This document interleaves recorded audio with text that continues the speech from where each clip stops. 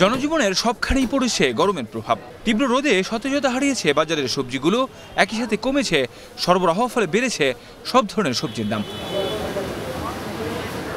ঈদ পরবর্তী সবজির বাজার অনেকটাই নাগালের মধ্যে ছিল সব ধরনের ক্রেতাদের। তবে গরমের কারণে প্রতিটি পণ্যেরই দাম বেড়েছে কেজিতে 10 থেকে 20 টাকা। বেড়েছে আলু পেঁয়াজের দাম, অস্বস্তি রয়ে গেছে মাছ মাংসের বাজারেও। যত দিনে দিনে গরম বাড়তেছে ততই দামও বাড়তেছে।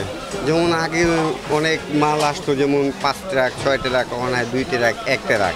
ঈদের আগেও 50 টাকা ছিল, ঈদের পরে দাম একটু বাড়ছিল, এখন আবার আগের মতোই হয়ে গেছে 50 টাকা কেজি।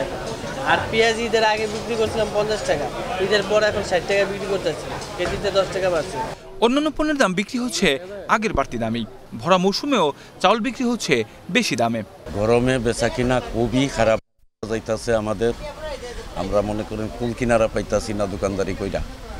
তারপরে জিনিসপাতির দাম কিছুটা বাড়তি আছে, কিছুটা কম আছে। বড় মৌসুম সবচেয়ে বড় মৌসুম, আমরা আশা করি যে বাজার কমবো, কিন্তু চাউলটা এখনো বাজারে অ্যাভেলেবেল হওয়া নাই। মাত্র ধান কাটা লাগছে, ধান যখন একটু কাটা হবে সব কোম্পানির চালগুলি বাজারে আসবে, অবশ্যই কিছুটা কমার আশা আমরা করতেছি।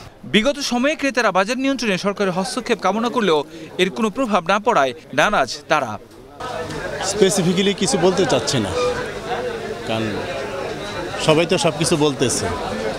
আর দরদাম নিয়ে আসলে বাজার করতে আসে মনে একটা বিড়ম্বনা।